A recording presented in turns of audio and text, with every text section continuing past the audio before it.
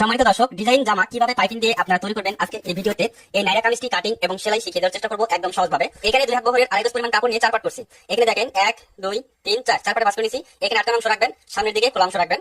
এরপরে হাতের বাম পাশে একটি মার্জিন করবেন সোজা করে। এই মার্জিন থেকে আপনার জামাটির লম্বা মাপ নিতে হবে, যতটা জামার লম্বা নেবেন। আমি এখানে 42 ইঞ্চি নিলাম। এরপর এখানে একটি মার্জিন করব। এরপরে নিচে সেলাই মার্জিন এবং উপরে সেলাই মার্জিন এবং মাঝখানে সেলাইয়ের জন্য মোট আরো 2 ইঞ্চি কাপড় বাড়তি নিতে হবে। লম্বা থেকে আরো 2 ইঞ্চি নিয়ে এখানে একটি মার্জিন করব। এরপরে এই নাইরা কামিজের হাফ বডি কাটতে হয়, তার জন্য 13 ইঞ্চি নিচে একটি মার্জিন করব, কারণ এদের জন্য লম্বা মেয়েদের জন্য 15 ইঞ্চি নিব। এখানে একটি মার্জিন হবে। এরপরে এই দাগ থেকে বগলের মাপ নিব 5.5 ইঞ্চি, 30 ইঞ্চি বডির জন্য 5.5 ইঞ্চি বগলের মাপ নিয়ে একটি মার্জিন করব এখানে। এরপর শোল্ডার বা পুটের মাপ এখান থেকে নিতে হবে 5 ইঞ্চি 2 পয়েন্ট 30 ইঞ্চি বডি অনুযায়ী একটা মাপ 2 জায়গায় ধরে এখানকার মার্জিনটা সোজা করে টেনে নেবেন। এরপরে গলার পাশে নিতে হবে 2 ইঞ্চি পরিমাণ, 30 ইঞ্চি বডির জন্য 2 ইঞ্চি নিয়ে একটা মাপ 2 জায়গায় ধরে মার্জিনটা টেনে নেবেন।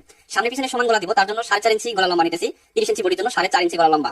এরপর এখানে গোল গলা দিব, সামনে পিছনে সমান, তার জন্য গোল শেপ নিলাম। এখানে নিতে হবে বডি, যার যতটুকু বডি হবে সেই বডিকে 4 ভাগ করে 1 ভাগ নিতে হবে। 30 কে 4 ভাগ করলে 1 ভাগ, এখানে হবে 7.5 ইঞ্চি, তো এখানে আমি 7.5 ইঞ্চি নিলাম। এরপর আরো 1 ইঞ্চি কাপড় বাড়তি রাখবো সাথে। এখানে হবে পেটের মাপ, এখানে 4 ভাগ করে 1 ভাগ 26